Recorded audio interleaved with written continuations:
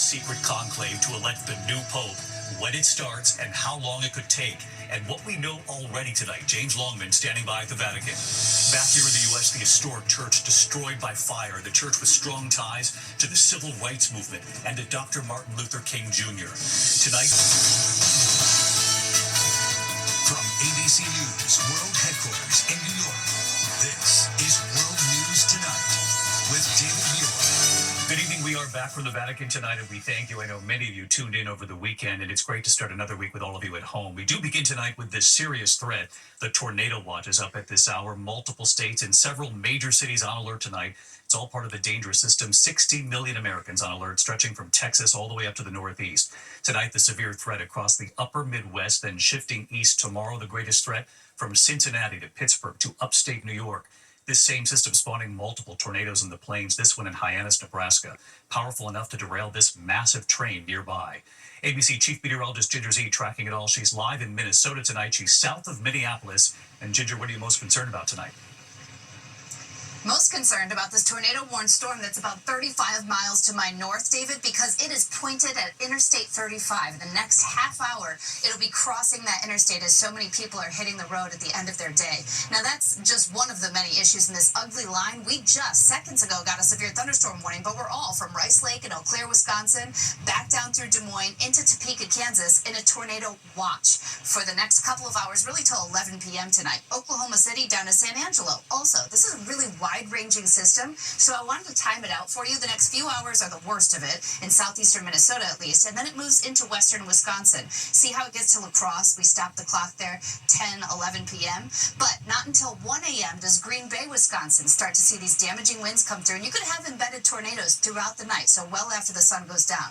Quick look at tomorrow: Cleveland, Columbus, Pittsburgh, Syracuse, and Buffalo, and in the enhanced, Wichita Falls up to Oklahoma City. Not only, David, will they have damaging wind, but they could also have flash flooding tomorrow and tomorrow night. Yes, spring always brings this unsettled weather. Ginger Zee live south of Minneapolis tonight. Ginger, thank you. We'll see you on GMA. The other major story this Monday night, the U.S. Navy reporting an F-18 fighter jet plunged off the deck of the USS Harry Truman aircraft carrier and then right into the Red Sea. The jet was reportedly being towed out of the hangar bay when the crew lost control. The $70 million fighter jet sinking into the sea, and tonight the question surrounding how this happened. Here's Trevor Rolt.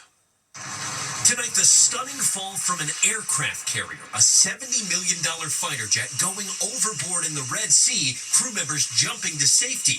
The Navy says an F-18 fighter jet was being towed out of a hangar on the USS Truman when the crew lost control. The plane and the towing tractor both tumbling overboard, sinking to the bottom of the sea. One crew member was on the plane, a second on the tractor, both of them escaping at the last moment. One sailor suffering a minor injury. Officials say it's unclear whether enemy fire played a role or other factors like human error or mechanical malfunction. The Truman has been protecting commercial shipping in the Red Sea from ongoing attacks by Iran-backed Houthi rebels in Yemen, the carrier coming under fire several times. A U.S. official tells ABC News initial reports suggest a sudden movement of the carrier because of Houthi fire might have contributed to the crew losing control of the F-18, but those reports remain unconfirmed. Earlier this year, the Truman collided with another ship. The commanding officer was then fired. And back in 2022, this video from a naval investigation shows the moment an F-35 crashed upon landing on the USS Carl Vinson, a fireball erupting, the jet sliding off the carrier and into the South China Sea. David, this is the decommissioned USS Intrepid. The Truman is a far larger aircraft carrier, and officials say the chances of recovering that $70 million fighter jet are quite low, as that is an active conflict area, David. Yes, so many questions about this tonight. Trevor, thank you. We turn now to President Trump, who marks 100 days in office tomorrow. Tonight here, the new ABC News poll, what Americans are saying about the economy, inflation, immigration, and President Trump's promise to end the war in Ukraine on day one. Here's Rachel Scott.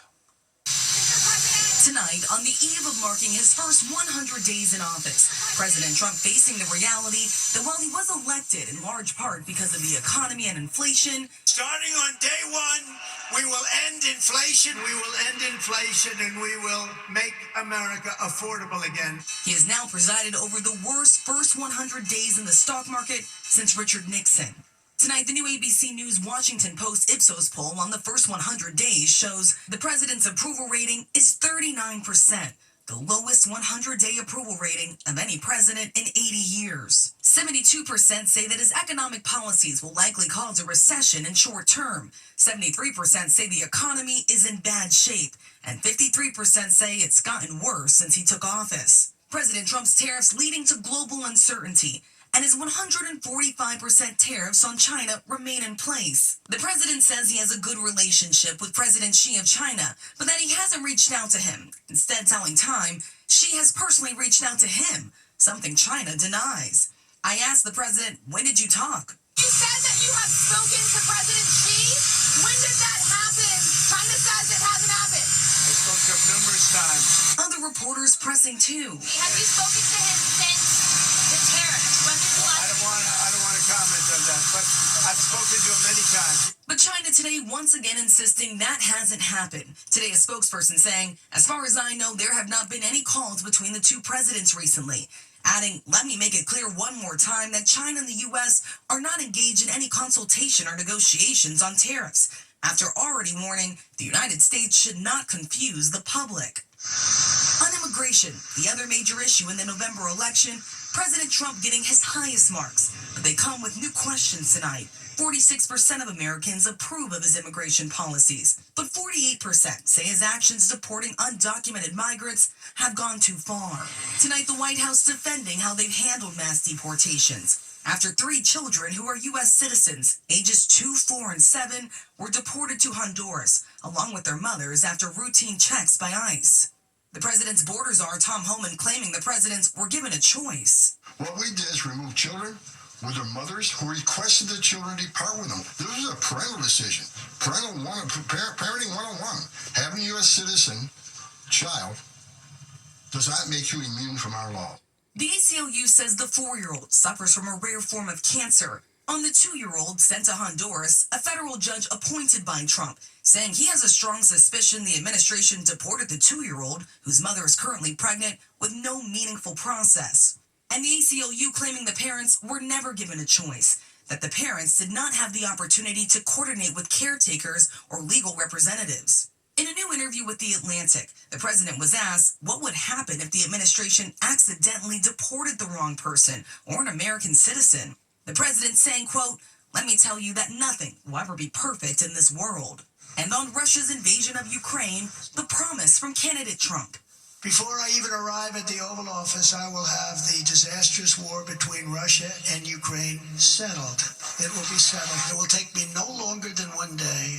Tonight, the war is still raging. 46% of Americans said Trump's approach to Russia is too friendly. The president requesting this meeting with Ukraine's President Zelensky at the Vatican ahead of Pope Francis's funeral this weekend, though it's still unclear how and when this war will end and what concessions, if any, will come from Vladimir Putin. With so much focus on the president's interactions with our allies, tonight Canadians will be heading to the polls, an election that will decide how Canada responds to the president's ongoing tariff threat and his push to make Canada the 51st state. All of that could end up helping the Liberal Prime Minister Mark Carney, who took over after Justin Trudeau stepped down and is vowed to confront President Trump head on.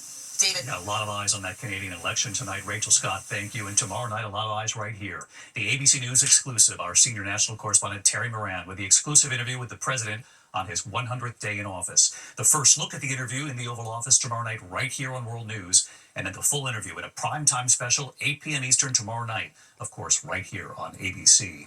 In the meantime, we do have new video tonight after a deadly collision right into a passenger ferry full of people off Clearwater, Florida. The images tonight right here showing the moment a boat slammed into the crowded ferry. Authorities say that boat then leaving the scene. Here's Victor Akendo. Tonight, the new video showing the moment authorities say a private boat slammed into the back of a crowded ferry in Clearwater, Florida, and left the scene before police arrived. At least one person killed, 10 others injured. Listen as a crew member calls for help. Mayday, mayday, mayday. There's been a boat collision. It happened just before 9 p.m. Sunday. 45 people were on board the ferry, which taxis guests across Clearwater Bay from downtown Clearwater to Clearwater Beach. Brenda Alvarez, pregnant and on board with her 2 young children. It shattered the whole back of the boat. Yeah. Leave left a huge dent. The mangled vessel stopping on a sandbar. First responders racing in. They were faced with a very challenging job in the nighttime, in the water, trying to figure out who are our most injured. Less than 4 miles from the crash, that private boat, authorities say, was involved, being towed out of the water, taken in as evidence. David, police say the operator of that private boat and the 5 others who were on board have all been accounted for. Tonight, the ferry company says they're heartbroken. David, Victor Kendo live for us. Victor, thank you. We're also learning more tonight after a horrific SUV attack in Vancouver, the driver plowing into a crowd. Tonight, the suspect now charged with murder. 11 people were killed, including a 5-year-old girl. ABC's Matt Gutman in Vancouver tonight. Oh my gosh, Lord have mercy. Tonight, authorities searching for a motive after an SUV plowed through a crowd in Vancouver. A lively street festival suddenly filled with the screams of the wounded. At least 11 dead and more than 24 injured. We've never experienced a crime to this scale, a crime this horrific. Authorities identifying the suspect as 30-year-old Kaiji Adam Lowe of Vancouver, charging him with 8 counts of second-degree murder, and they say more charges are coming. Just after 8 p.m. Saturday, closing time for the Lapu-Lapu Day Festival celebrating Filipino heritage, a black Audi SUV plowing through the crowd. We saw the body all over the place. How far did the car go? Did you see where it stopped? Yeah. Disturbing video showing victims scattered all over the street. People rushing to save the wounded. Bjorn Villaruel shaken by what he saw. When you close your eyes, you see them? Yeah, I feel that they could do something. I represent those people. My people. The 11 victims between the ages of 5 and 65. The youngest, just 5 years old, dying alongside her parents. That family leaving behind a 16-year-old son. And David, despite the rain here, this memorial has been growing by the hour, and those national elections taking place across Canada today, but still authorities here say they believe that this was not motivated by terrorism. David. All right, Matt Gutman in those heartbreaking interviews. Matt, thank you. We turn now to the Vatican tonight, and we have learned that the secret conclave to elect a new pope will start a week from Wednesday on May 7th. ABC's chief international correspondent James Longman at the Vatican again tonight, where preparations are now underway in the Sistine Chapel. Just days after the world said goodbye to Pope Francis, tonight a date is set to choose his successor. The Vatican announcing Wednesday, May 7th, conclave will begin, and the most powerful men of the Catholic Church will gather in the painted magnificence of the Sistine Chapel. Conclave, literally with key, means the cardinals will be shut off from the outside world. No communication, no news, no distractions from their sacred work. There are 252 cardinals, but only 135 of them are under 80 and therefore eligible to take part. Swedish Cardinal Aberelius predicts a long election because they don't know each other. Francis chose cardinals for 29 countries that had never had a cardinal before.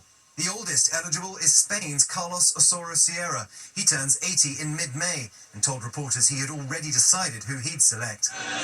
Their red robes, red to remember the blood of Christ, shone bright in the sun of Saturday's funeral, where thousands gathered to remember Francis. His simple wooden coffin, a contrast to the awesome splendor of Vatican City. His basic tomb, inscribed with one word, Franciscus, the cross he wore in life, reproduced on the wall above. David, a special floor will be built inside the Sistine Chapel to protect that more than 500-year-old marble. A stove will be installed in order to burn those ballots, and that special chimney, which we'll all be watching for that famous white smoke. David. All right, James, I'll see you next week when the conclave begins. We'll be right there, too.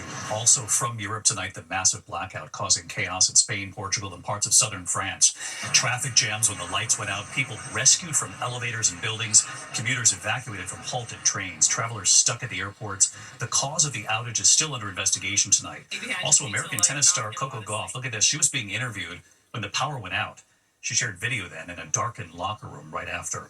When we come back here tonight, the major disruptions at Newark Airport here in the U.S., what's driving this, also why Cyndi Lauper is in the news tonight.